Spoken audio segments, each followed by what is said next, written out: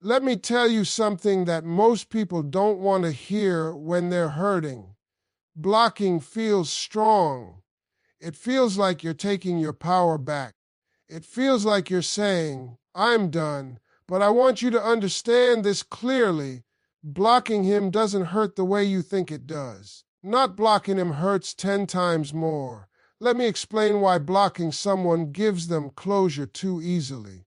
When you block him, it feels like you're finally standing up for yourself. It feels decisive. It feels final. What you don't realize is that finality works in his favor more than yours.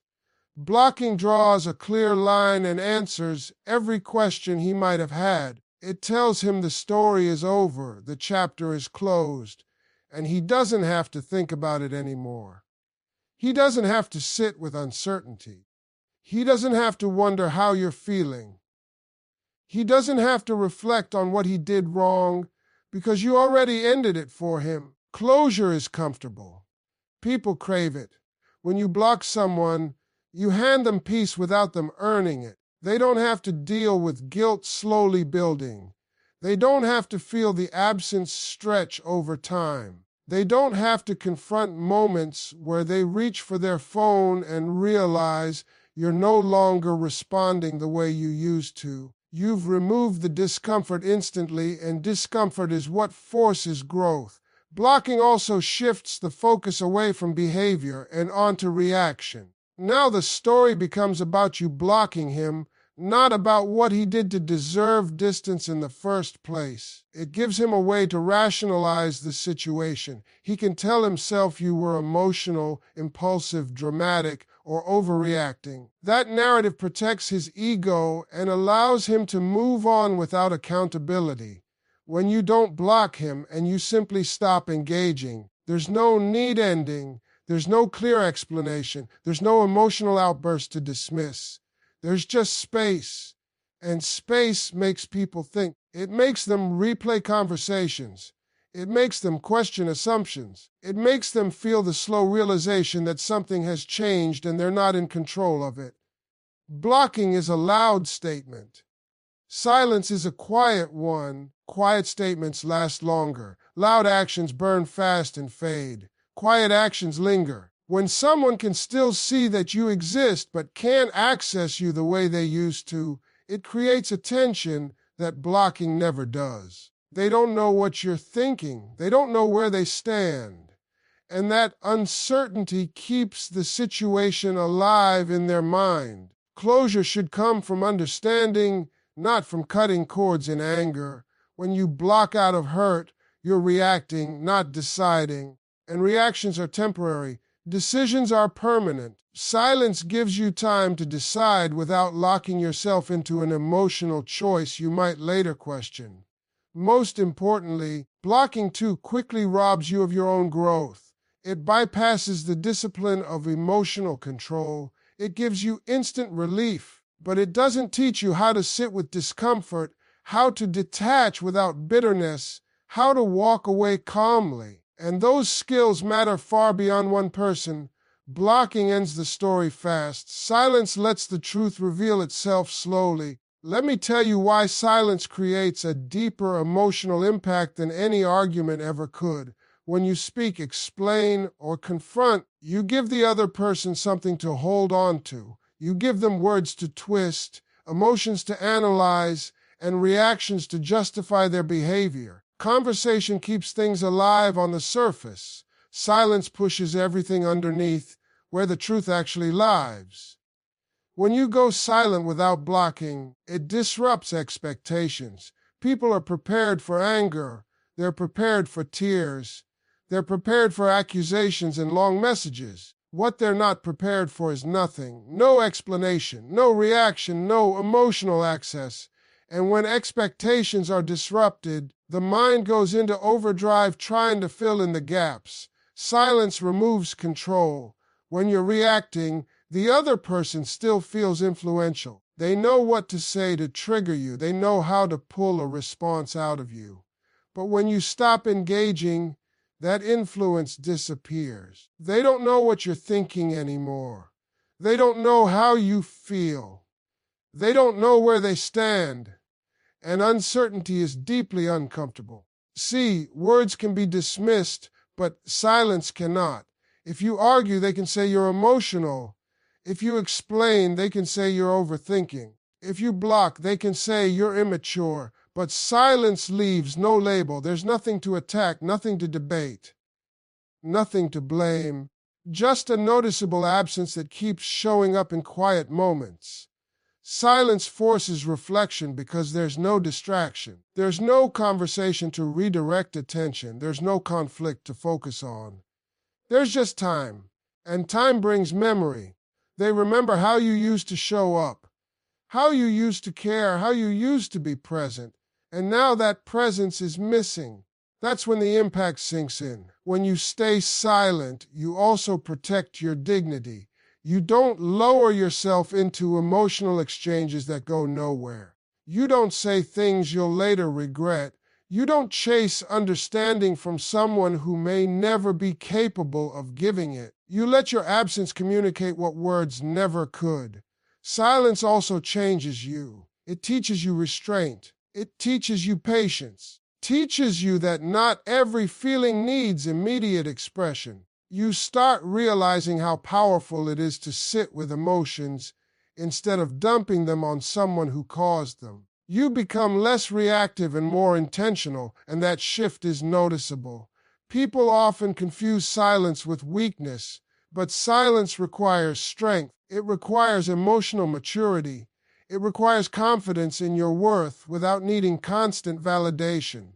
When you stop explaining yourself, you signal that you trust your decision enough not to defend it. Silence also reveals intentions. If someone truly cares, they'll feel the distance and try to close it with effort, not excuses. If they don't, the silence will expose that too. Either way, you gain clarity without exhausting yourself. And here's the truth most people avoid. Silence doesn't just affect the other person. It frees you. It breaks the habit of emotional dependence. It stops you from seeking closure through conversation and teaches you to create closure through understanding. You stop waiting for answers and start watching behavior. Silence isn't about winning, it's about peace. It's about choosing emotional stability over temporary relief. And when you choose silence with intention, it speaks louder than anything you could ever say. Let me explain why access equals comfort and why removing it can create the kind of discomfort that makes people think twice about their actions. Most people don't realize how much they take for granted the people who are always available to them. When someone knows they can reach you anytime, text you anytime, talk to you anytime, they relax. They stop checking themselves. They stop considering how their words or actions affect you. Comfort creates a sense of security, and security often leads to carelessness. They assume you will always be there, no matter what they do, and that assumption is dangerous for your peace. When you give unrestricted access, you give someone the freedom to take without consideration. They can be late with responses, ignore your feelings, make mistakes, and assume that your presence will cover for them every time. They don't have to worry about boundaries because they know your energy is always available. But energy is precious, and giving it away without reciprocity slowly drains you. Access, when taken for granted, becomes a tool that shifts power away from you and into their hands. Removing access doesn't have to be dramatic. You don't have to block. You don't have to argue. You simply step back. You stop responding immediately. You stop giving constant updates about your life. You stop being an emotional crutch. And suddenly the comfort they relied on is gone. That absence creates tension, and tension forces reflection. For the first time, they realize that their actions have consequences. They realize that you are not an infinite resource to be used at will, and that realization is powerful. When access is removed, the void becomes noticeable in everyday life. Things they once counted on, your attention, presence, your engagement, are no longer guaranteed. They start checking for signs. They start asking questions internally. Why isn't she responding the way she used to? Why does it feel different now? Why do I feel the emptiness where her presence used to be? That void becomes a mirror, reflecting their choices back at them without you having to say a word. Silence combined with absence communicates more than arguments ever could. Removing access also teaches self-respect. When you step back and limit your availability, you prioritize your peace over someone else's convenience. You stop bending over backwards for validation. You stop over-explaining. You stop giving emotional labor that isn't reciprocated. That step alone transforms your interactions. You go from being reactive to being intentional. Your absence becomes a lesson in boundaries, and boundaries are the foundation of healthy relationships. This kind of intentional absence forces growth for both parties. They learn to evaluate their own behavior. They are confronted with the reality that someone they assumed would always be there can actually withdraw. And you, on the other hand, learn that your value isn't measured by constant availability. You learn that protecting your peace and energy is more important than seeking immediate reactions or forcing closure. Removing access, done wisely, strengthens both awareness and emotional discipline. When comfort is gone, people either step up or step back. Either way, clarity emerges. Those who value you will recognize their mistakes and make an effort. Those who don't will fade away, showing you who truly deserves your presence. And in that process, you gain control, you gain peace, and you learn the power of presence and absence in shaping relationships. Let me explain why detachment shifts power back to you and why it's far more effective than confrontation or blocking. Most people think strength is reacting, responding, arguing, or demanding answers when someone hurts them. They believe that by speaking up, they regain control, prove a point, or show that they won't be taken lightly. But what they don't realize is that reacting gives the other person something to respond to. It keeps them engaged, gives them a way to defend themselves, and allows them to avoid reflecting on their own behavior. When you detach instead, you remove that control entirely. You stop giving them material to respond to. You stop feeding the narrative. And that's when the power shifts back to you. Detachment is not coldness. It is discipline. It is awareness. It is realizing that your energy and your peace are far more valuable than proving a point to someone who may never fully understand or appreciate them. By stepping back, by choosing not to react, you are not being weak. You are showing the kind of self-respect that forces others to recognize their behavior without you saying a word. It's a subtle, silent power that impacts far more than confrontation ever could. When you detach, you stop being predictable. People who are used to reacting from you can no longer anticipate your behavior. They no longer know how to push your buttons. That unpredictability makes them think twice before repeating the same mistakes. Detachment doesn't just protect you emotionally, it creates consequences for the other person that no words or arguments ever could. It forces them to face the results of their actions without distraction or drama. Detachment also gives you clarity. When you are emotionally involved, it is hard to see things as they really are. You focus on explanations, justifications, and excuses either from yourself or from the other person. You get lost in the chaos of emotions and lose sight of reality. When you detach, you gain perspective. You start noticing patterns in behavior.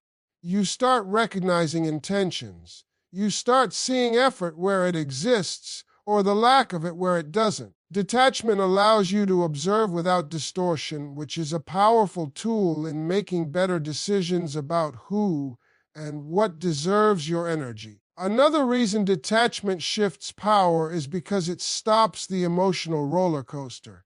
When you engage in arguments or explanations, you are giving away your energy to someone who may not value it. Detachment ends that cycle.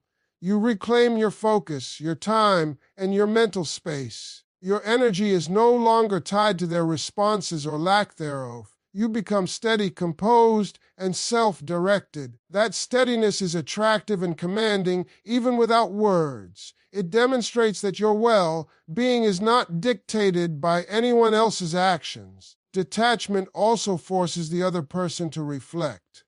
When they no longer have your constant engagement, they feel the absence. They can no longer rely on your reactions to soothe or validate them. That discomfort can be more impactful than a confrontation because it forces self-examination. They start noticing their mistakes and your value, sometimes for the first time. Detachment teaches without yelling, without explaining, without dramatics. It's the quiet lesson that carries the deepest weight. Finally, detachment is a practice of self-control. It teaches you to respond from intention rather than emotion. It ensures that your peace comes first and that you are no longer giving your power away to someone else's mistakes or misbehavior. By detaching, you shift power back to yourself, regain clarity, and protect your emotional well-being in a way that reaction, confrontation, or blocking could never achieve. Let me tell you something most people don't fully understand. Absence forces reflection, and it hurts in a way that reaction never can. When someone hurts you, your instinct is often to react immediately. You want to speak, explain, demand answers, or even block them to show them the pain they caused. And while all of that might feel satisfying in the moment, it doesn't leave a lasting impact. True impact comes from stepping back, from creating space, from allowing your absence to speak louder than any words ever could. Absence doesn't just remove your physical presence or your responses, it removes the emotional energy they've become accustomed to. And that absence is heavy. It lingers. It forces them to think, to feel, and to reflect on the consequences of their behavior. When you remove yourself without slamming the door, without giving them an immediate explanation, it triggers something deep inside them. Suddenly, they realize you're no longer available on demand. They notice that the messages they used to take for granted are no longer answered immediately or sometimes at all. They feel a gap where your presence used to be. That gap is uncomfortable, and discomfort forces introspection. It makes them revisit their actions. It makes them consider how they treated you, how they ignored your feelings, or how they mismanaged the space you gave them in their life. This kind of reflection is deeper than any argument could ever achieve because it comes from self-awareness rather than reaction. Absence also forces them to confront their own behavior without deflecting blame. When you engage in arguments, explanations, or emotional outbursts, it's easy for someone to turn the situation back on you. They can say, "You're too sensitive," or "You're overreacting," or "You're making it a bigger deal than it is." That's how conversations often go. They shift focus from their actions to your response. But when you step back and remain absent, there's no response to manipulate. There's no emotional ammunition to twist. There's nothing for them to blame but their own choices. And that kind of forced reflection is uncomfortable in the best possible way. It's a mirror that shows exactly how they acted without any distortion or distraction. Absence also creates curiosity, which is a powerful tool. When someone realizes you are no longer as accessible, they begin to wonder. They begin to replay past moments in their mind, noticing the little things they may have taken for granted, the way you supported them, the times you forgave, the moments of patience they assumed would never end. That curiosity turns into awareness, and awareness turns into understanding. By simply not being there as much, you allow them to feel the weight of their actions without you having to say a word. Your absence does what arguments, explanations, emotional confrontations never could. It creates internal reckoning. Furthermore, absence teaches you self-respect and strengthens your emotional discipline. Walking away without reaction requires patience, restraint, and control over your own impulses. It's not about punishing the other person. It's about protecting your peace and valuing your emotional energy. By staying absent, you stop giving someone else the power to dictate your mood, your decisions, or your happiness. You reclaim your control and demonstrate that your presence is not a given, it is earned. And that lesson benefits both parties. They begin to reflect on what they've lost, and you grow stronger, calmer, and more aware of your own boundaries. Finally, absence clarifies the true intentions of those around you. Some people will recognize the gap you've created and take it as a signal to step up, show effort, to value you in ways they neglected before. Others will fade away, exposing their lack of care or investment. Either outcome gives you insight into the real dynamics of your relationships without confrontation or drama. Absence teaches lessons that words cannot. It is a subtle, quiet, and profoundly effective way to communicate value, boundaries, and self-respect. And that is why, when used wisely, absence hurts far more than blocking ever could. It forces reflection, demands accountability, and preserves your peace while revealing the truth. Let me tell you something most people don't understand about real strength and emotional control. It doesn't come from anger, it doesn't come from arguments, and it doesn't come from blocking someone out of hurt. Real strength comes from self-mastery. It comes from choosing calm when every part of you wants to react. It comes from deciding not to give someone else the power to control your feelings, your mood, or your peace. Emotional control is not pretending you don't feel. It is feeling everything but responding intentionally instead of impulsively. That is where the real power lies. Most people think the strongest reaction is yelling, arguing, or sending that last text filled with anger. It feels good in the moment because it releases tension, but the truth is,